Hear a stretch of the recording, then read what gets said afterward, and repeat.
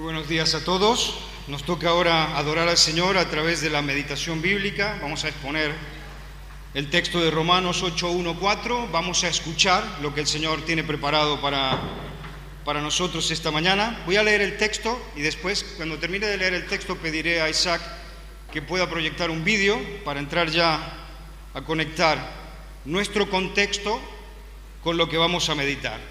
Entonces leo de Romanos capítulo 8, 1-4, y dice así Pablo a los romanos, dice: ahora pues, ninguna condenación hay para los que están en Cristo Jesús, los que no andan conforme a la carne, sino conforme al Espíritu.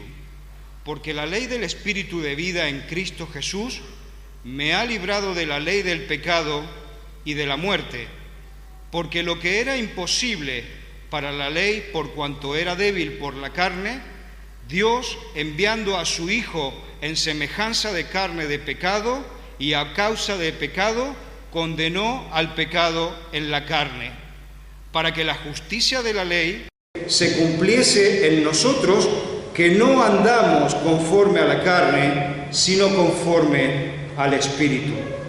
Y antes del vídeo, muchas gracias a los de Alabanza, muchas gracias por ponernos ya directamente en contexto con el texto nuestro. Y ahora vamos a ver este vídeo que sirve también un poco para identificarnos con lo que vamos a ir meditando. Estamos aquí haciendo unas pequeñas entrevistas. Ahora vamos a hablar con un hermano de la iglesia. Queremos hacerle 4 preguntas para ver en qué nos puede ayudar en la meditación que vamos a hacer.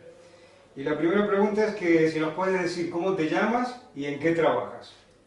Pues yo me llamo Javier Vares, trabajo en Adif y yo soy cuadro técnico de logística. Muy bien. Y Javier, ¿tú consideras que todo lo necesario para hacer tu trabajo lo sabes hacer bien? Hombre, yo antes de hacer mi trabajo he tenido que hacer formación en la empresa y la verdad es que cada día nos vamos formando. Bien. ¿Y te gusta hacer bien tu trabajo? ¿Te apasiona hacer bien tu trabajo?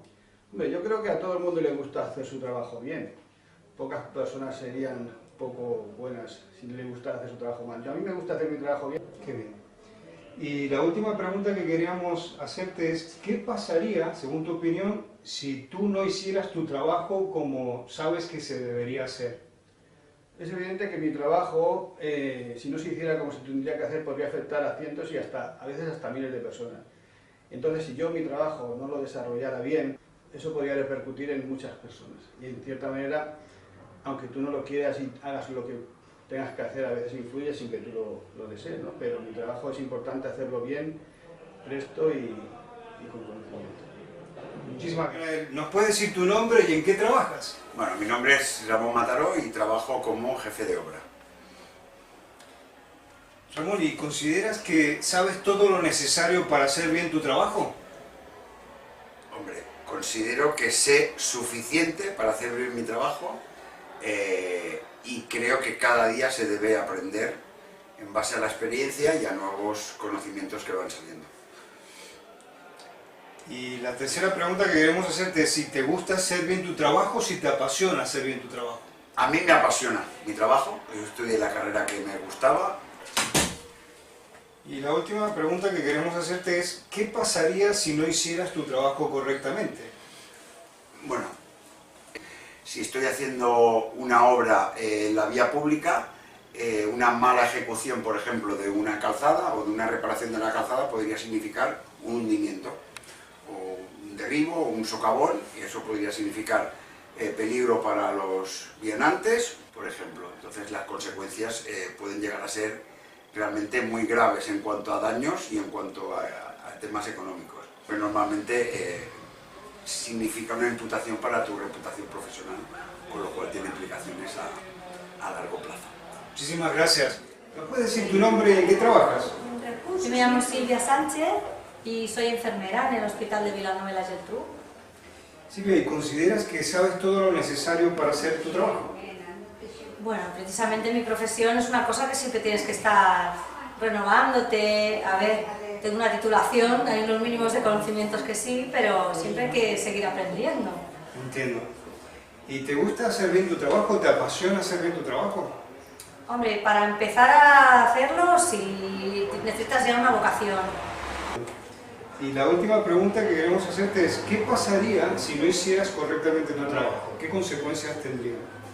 Bueno, a nivel personal, tu conciencia por la noche cuando duermes te lo dice, ¿no? Esto no lo has hecho bien, no lo has hecho... Y eso ya es malo, ¿no? Luego tienes al lado personas que el trabajo que yo hago es con personas y si no lo hago bien les puede ocasionar un daño, incluso puede llegar a ser un delito. Muy bien, muchas gracias.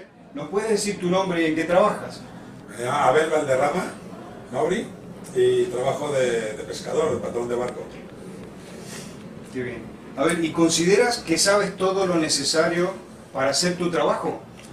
Hombre, todo, casi todo, porque siempre salen cosas nuevas, aparatos tecnológicos nuevos.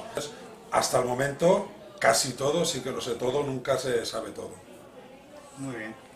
¿Y te gusta hacer bien tu trabajo? ¿Te apasiona hacer bien tu trabajo? Hombre, por supuesto.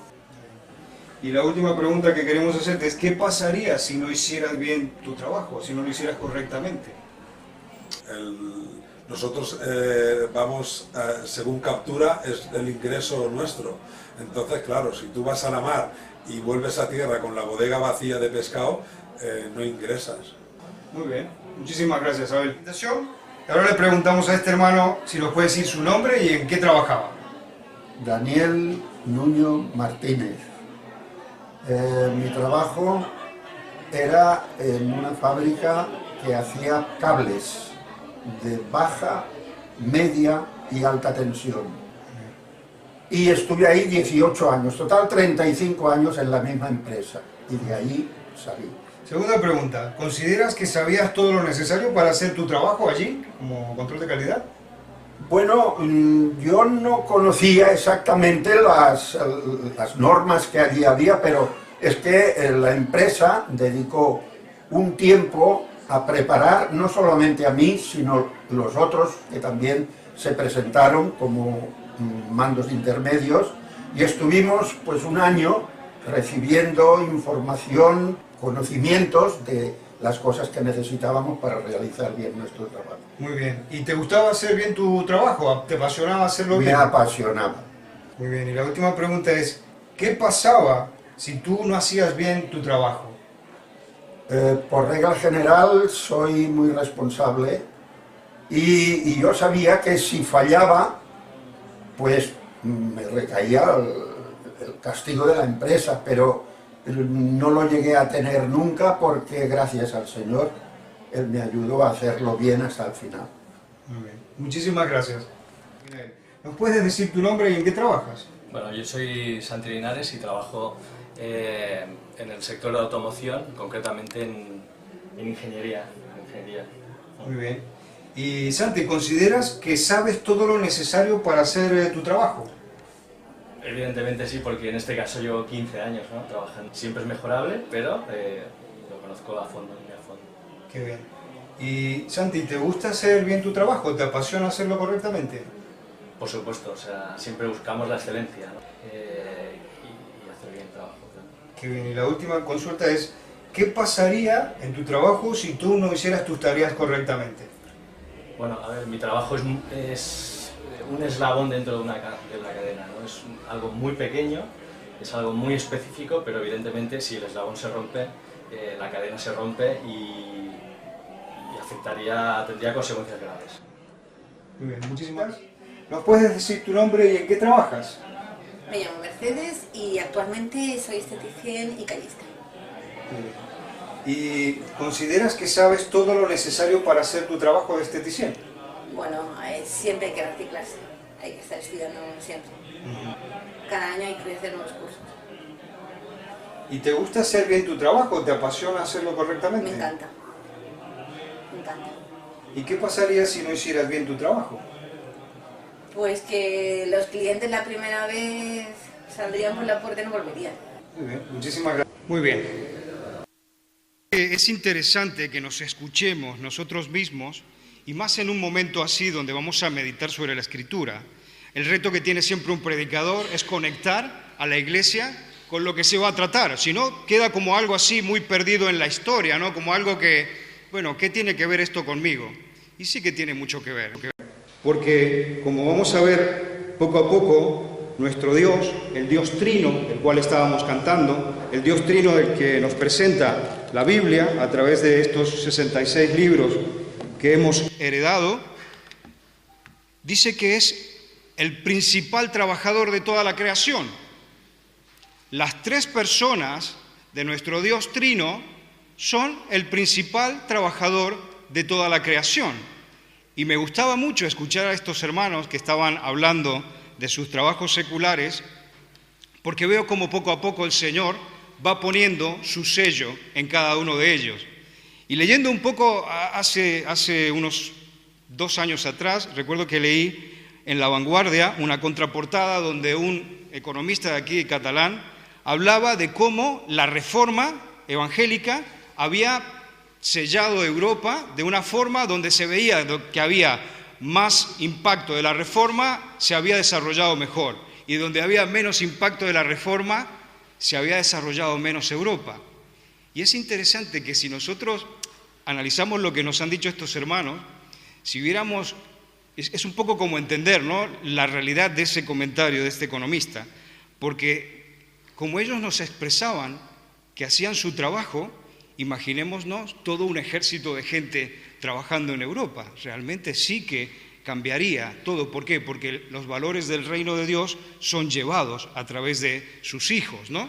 Y como decimos, el Señor es el principal trabajador en la creación, lo vemos a través de los primeros capítulos de Génesis, vemos cómo Él se aplica a desarrollar toda su creación, los cielos, la tierra. El último día crea al hombre a su imagen y semejanza, y me encanta el Salmo 19, que cada vez lo comprendo más, cuando dice, los cielos cuentan la gloria de Dios, ¿no? Y nos habla como que esta creación, con su perfección, nos habla del carácter y la persona de quien ha hecho esta creación. Y también Juan capítulo 5, me gusta citarlo en nuestra introducción, porque allí escuchamos a Jesús, que en pleno ministerio, es un sábado, está sanando a un paralítico, y bueno, los religiosos del momento no valoran el trabajo que está haciendo Jesús sanando a una persona que llevaba tantos años paralítica, solamente lo juzgan negativamente conforme a la religión, que era un sacrilegio en esos días, un sábado trabajar. Pero Jesús responde, mi Padre hasta ahora trabaja y yo trabajo. Nuestro Dios es el principal trabajador de toda la creación.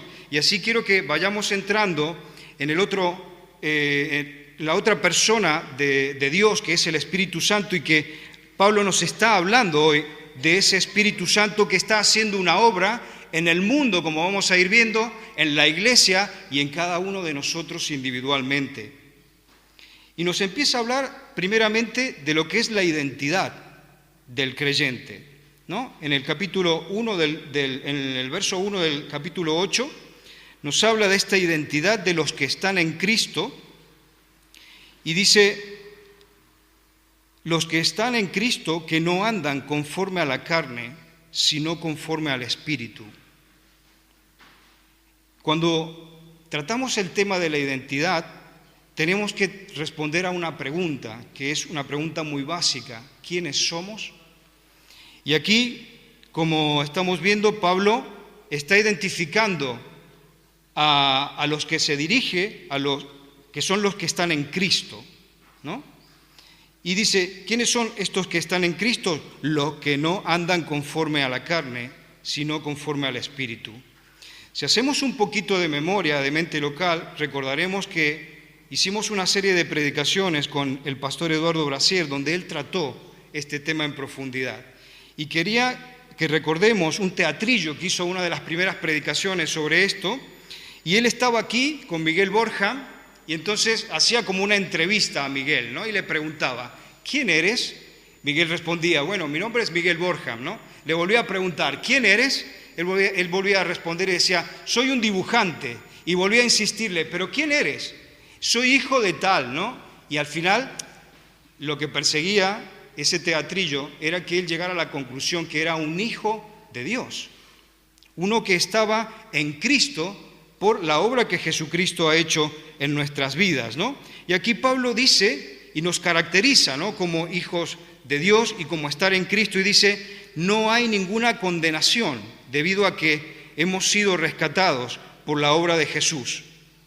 Pero me gusta también que recordemos que antes de tener este estatus de hijos de Dios, éramos otra persona, no éramos hijos de Dios. Y para eso también la Escritura nos lo deja muy claro, ¿no? Y nos dice que al principio nosotros, dice Efesios 2:1, Él os dio vida a vosotros cuando estabais muertos en vuestros delitos y pecados.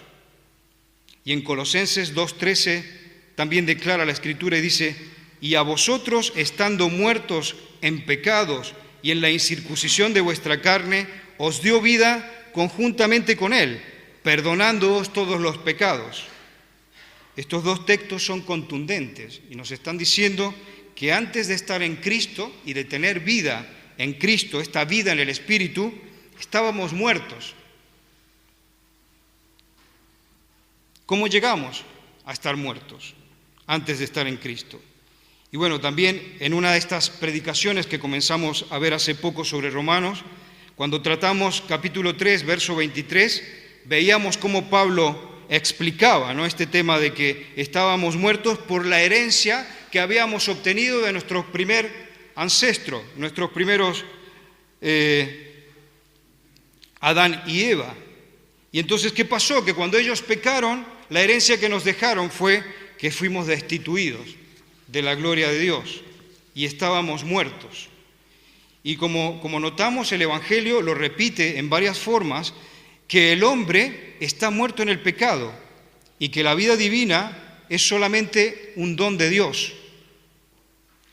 El Espíritu, cuando encuentra a los hombres, los encuentra desprovistos de vida espiritual, y me gustaba mucho que pensemos en una imagen que también habla la Biblia, que se encuentra en Ezequiel capítulo 37, y habla de un valle de huesos secos.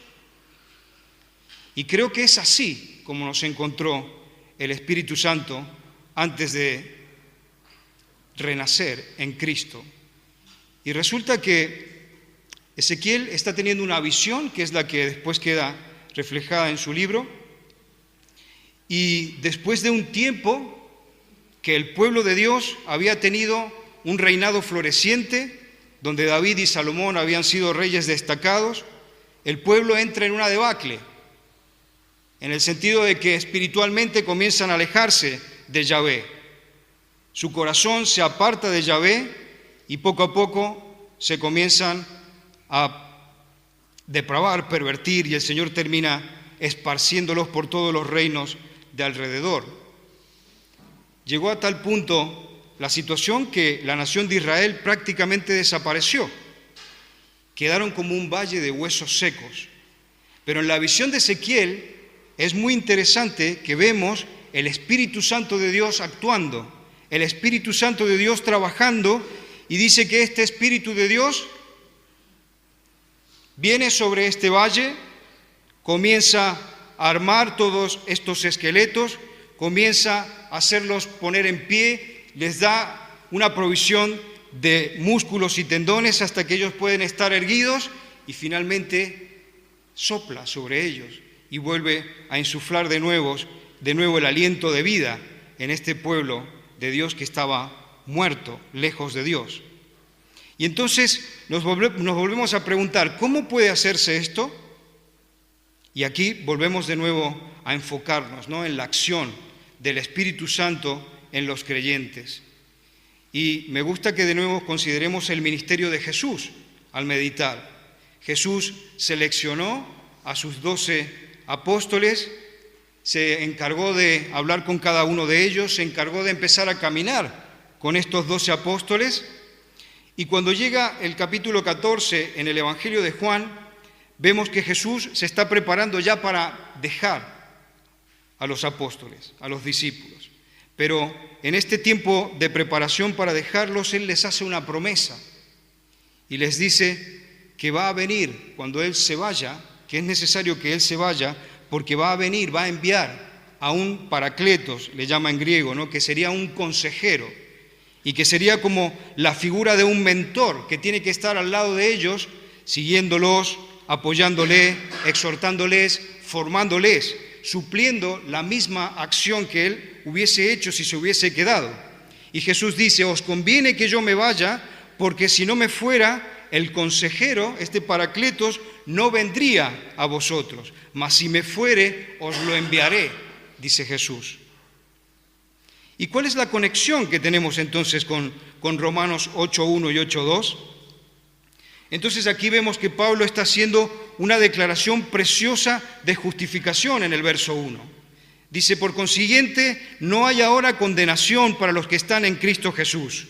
Es que cuando el Espíritu Santo viene a nosotros, hace morada en nosotros y aplica la obra de Jesucristo a nuestras vidas. Y quedamos unidos, como cantábamos antes en las canciones, ¿no? Por medio de la fe. ¿Y qué pasó en esa obra de justificación que hizo Jesús? Él fue a la cruz, recibió sobre sí toda la condenación que estaba preparada para la humanidad y entonces lo absorbió Él. Y todos esos pecados que fueron perdonados por la obra de Jesús, el estatus se nos traspasa a nosotros, que somos justificados por ese acto que hace Jesús. Ahora, en el verso 2 de Romanos 8, estamos viendo algo diferente. Vemos aquí lo que podemos llamarle la santificación. Se trata de una descripción de una transformación práctica que tiene que vivir el creyente. Y dice aquí Pablo, porque la ley del Espíritu de vida en Cristo Jesús me ha libertado de la ley del pecado y de la muerte. Y creo que podemos hacer 3 observaciones de este verso 2. Dice, porque la ley del Espíritu de vida en Cristo Jesús me ha libertado de la ley del pecado y de la muerte. ¿A qué se refiere con esta ley del pecado y de la muerte? La respuesta que veíamos hace unos días también con Manuel en Romanos capítulo 7, 23, creo que nos puede ayudar para entender mejor esta ley que está diciendo el capítulo 8.2. En ese momento, Pablo estaba hablando de que la influencia que habían dejado Adán y Eva en la humanidad y en su naturaleza hacían que exista una tendencia a desobedecer a Dios y a hacer el mal. Y por esto Pablo decía, veo otra ley en mis miembros, en los miembros de mi cuerpo, que hace guerra contra la ley de mi mente y me hace prisionero de la ley del pecado que está en mis miembros. Entonces, este verso 23 nos estaba anticipando esto que estamos meditando en el verso 2.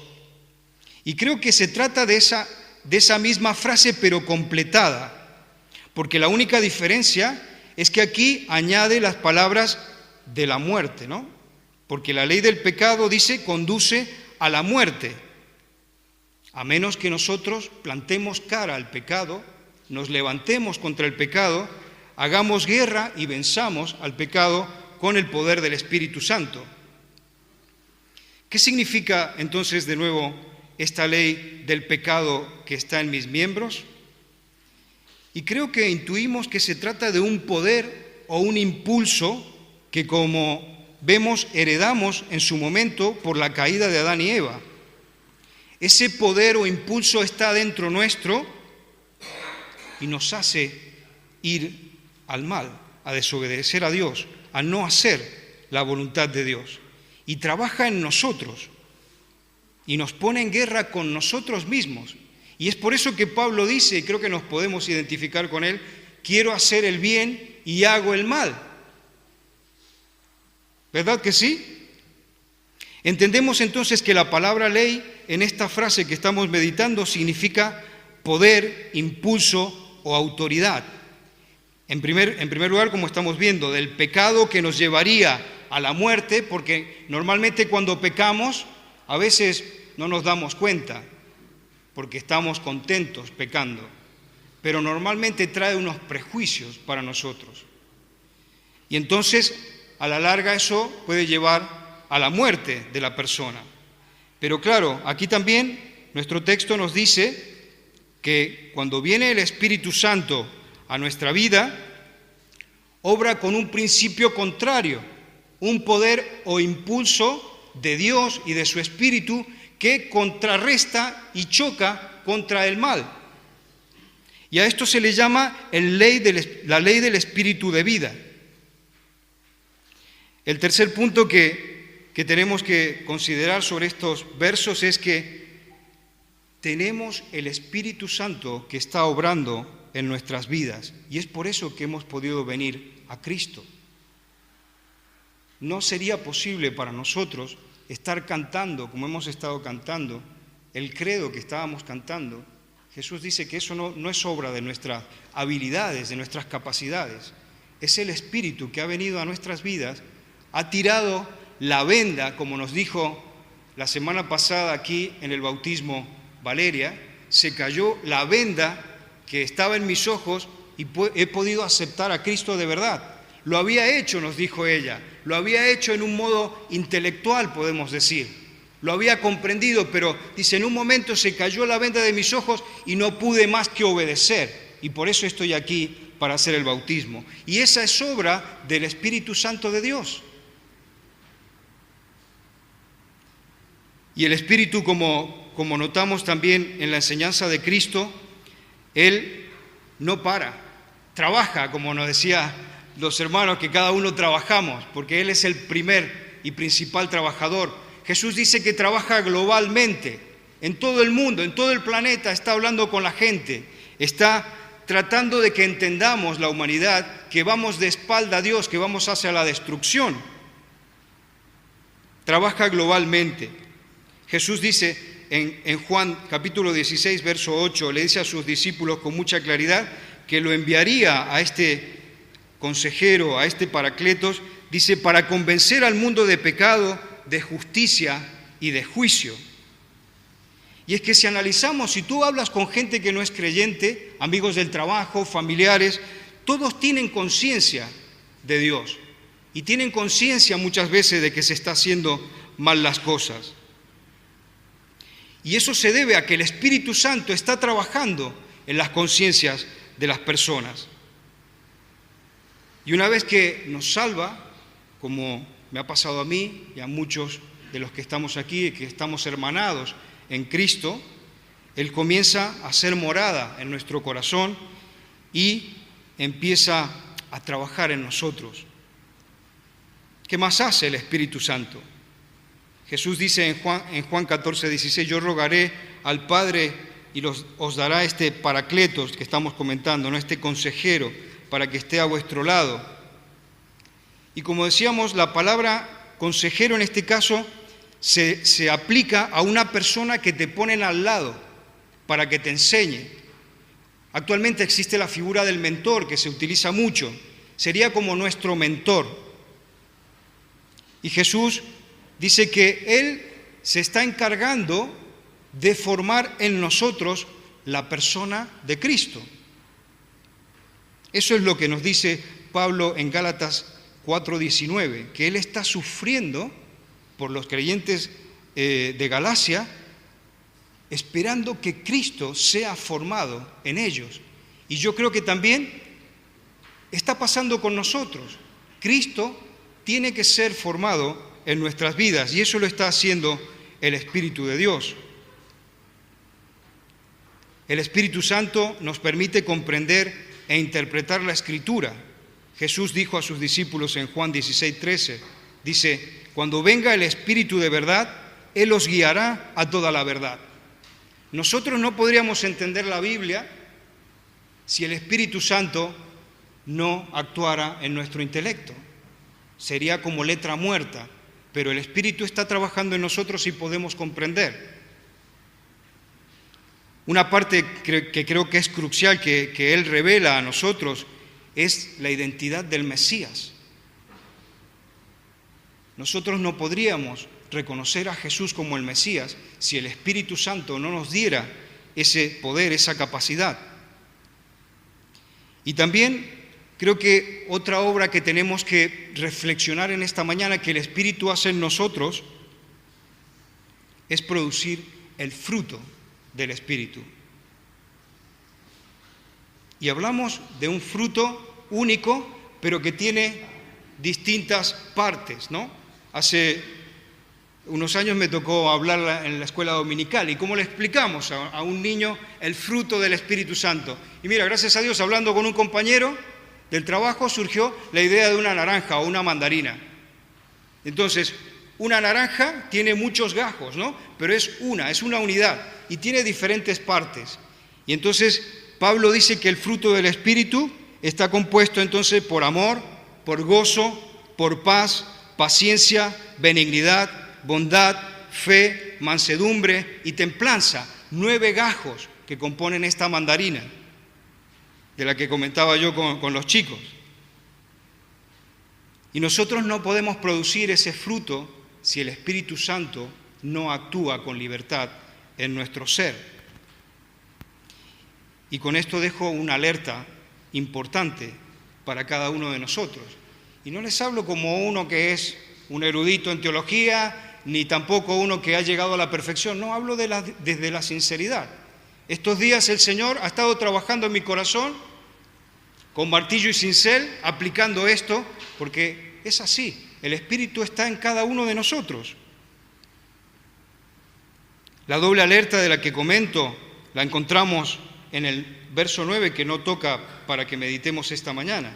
Pero dice Pablo aquí en el verso 9, mas vosotros no vivís según la carne, sino según el Espíritu, si es que el Espíritu de Dios mora en vosotros. Y si alguno no tiene el Espíritu de Cristo, no es de Él. Eso es una alerta, una campana que nos está sonando esta mañana para que despertemos y que pensemos que si no vemos el fruto del Espíritu en nosotros, estamos alejando al Espíritu de Dios de nuestra vida. Estemos alertas.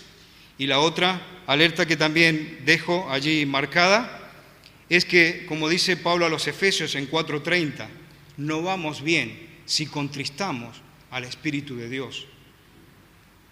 ¿Saben que el Espíritu del Señor se contrista? Como nos contristamos también nosotros. ¿No te ha pasado a veces que en casa te toca hacer orden, te toca limpiar y comienzas a poner todo en orden aquí y allí? Y de pronto viene otro de tus familiares y comienza a desordenar lo que estás haciendo. ¿Qué se siente? Primero, el que está desordenando le caen por todos lados. Pero la persona, ¿por qué se pone mal? El que está haciendo un trabajo y no se respeta y no se aprecia ese orden que se está haciendo. El Espíritu Santo es igual. Él está trabajando en nosotros, como decimos, para producir este fruto de paz, de gozo, de paciencia, benignidad, y de pronto nosotros perdemos el control, no somos equilibrados o hablamos mal. Dios nos está escuchando a través de su Espíritu permanentemente. Mentimos, hablamos mal de alguien o a veces conducimos mal por la calle. El Espíritu Santo se contrista, se apaga, se aleja de nosotros. Y normalmente eso es un problema, porque si la presencia del Espíritu Santo se aleja de nosotros, puede suceder como le pasó a David cuando habla del Salmo 23, que dice que iba por un valle de sombra, ¿no? Y este valle de sombra entendemos que es un periodo donde el gozo del Señor no está en tu vida porque el Espíritu no está a tu lado. Se ha apagado, se ha alejado de nosotros. Entonces esta es otra alerta que dejo para nosotros esta mañana, que nos deja este texto.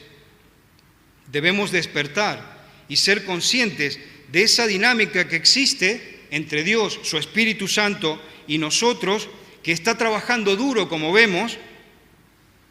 Pero entonces la pregunta es que dejo, ¿estamos colaborando con el Espíritu Santo en nuestra vida? ¿O vamos cada uno a nuestro aire y al Espíritu no le damos la importancia que Él tiene? Él está formando a Cristo en nosotros. Volvemos a centrarnos entonces en el concepto que estamos hablando, que es estar unidos a Cristo. Estar unidos a Cristo nos otorga entonces el perdón y la justicia que Jesús ganó por sus méritos. Él no tenía ninguna condenación, cumplió todo en modo perfecto. Y entonces nosotros podemos decir que al estar unidos a Cristo por la fe, el Espíritu está actuando en nosotros, formando esa ley del Espíritu de vida y nos da poder y autoridad para luchar contra el pecado. Y la muerte así puede ser derrotada. En el verso 3 vemos que el objetivo principal que dice Pablo que está haciendo Cristo al realizar su obra es sellar definitivamente el acta de defunción de nuestro antiguo yo, aquel yo que heredamos de Adán y Eva. ¿Y qué implica esto en la práctica? ¿Qué implica que Jesús sellara la destrucción del antiguo yo?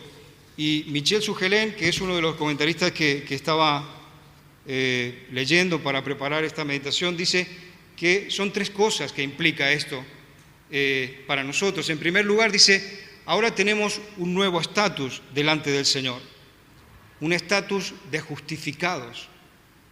El Señor nos puede ver como justos a través de la obra que hizo el Señor Jesucristo, que nos ha sido acreditada. Es como cuando en el banco, ¿no? En la cuenta corriente te entra la nómina, te acreditan, entonces la obra de Jesús nos ha sido acreditada en nuestra vida.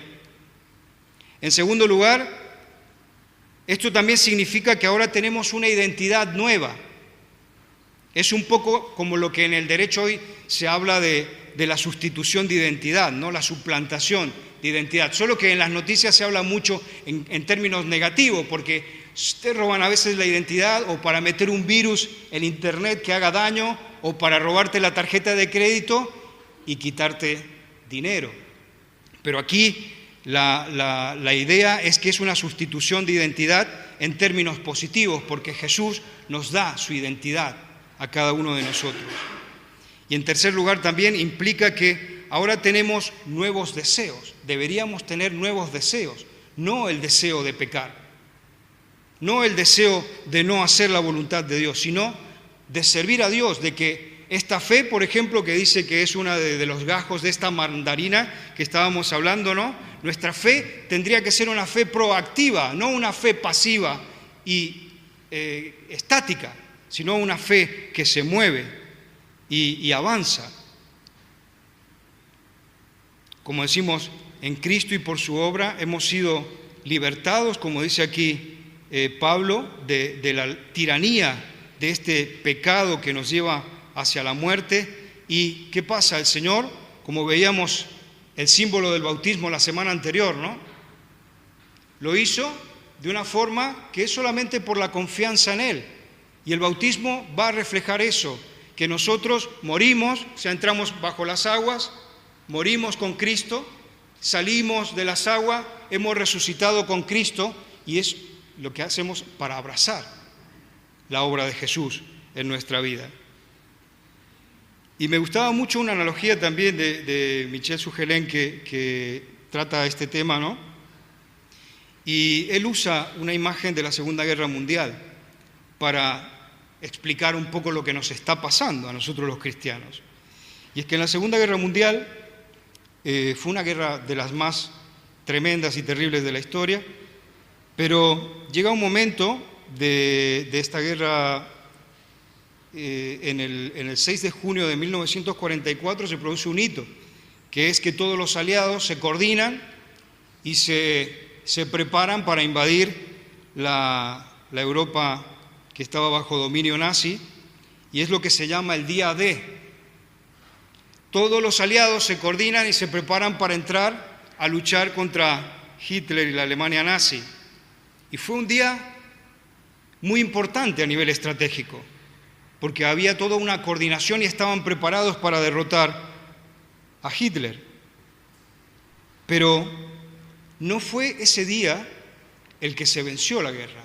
El día D sí, fue importante para que comience la victoria total, que llegó un año casi más tarde. En mayo de 1945 recién se produce el día D, que es el día de la victoria. Perdón, el día V es el día de la victoria. Y es cuando realmente se rinde la Alemania nazi contra los aliados y bueno, firman la rendición, ¿no? Pero en ese intervalo de casi un año que hubo entre el día D y el día de la victoria, se libraron las batallas más sangrientas de la Segunda Guerra Mundial. En los distintos países como Francia, Bélgica, Alemania, el enemigo, o sea, los nazis estaban mortalmente heridos, pero no paraban, ellos no querían ceder.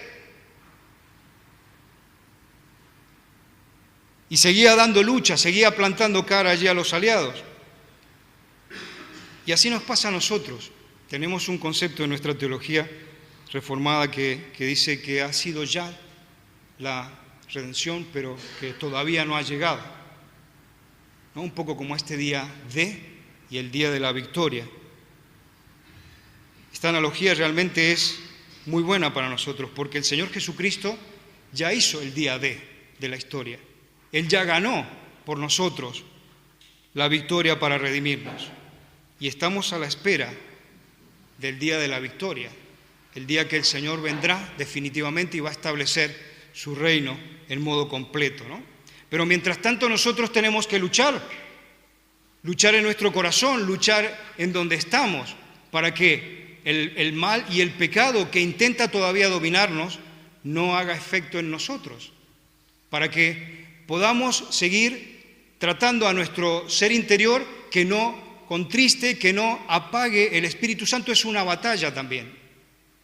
Y tenemos que llevarla adelante hasta que venga el día de la victoria final. Y te pregunto, para ir terminando, ¿no? Porque vamos a adorar al Señor luego con la cena del Señor, ¿estamos combatiendo?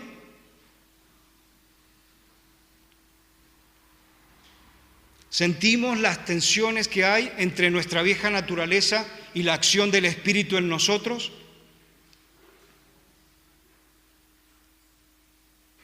Si no sentimos que esté pasando ninguna tensión, si no sentimos que haya una batalla, eso puede ser un mal síntoma. Por lo tanto, yo me paro aquí, ahora vamos a meditar unos minutos y luego vamos a adorar al Señor con la cena del Señor.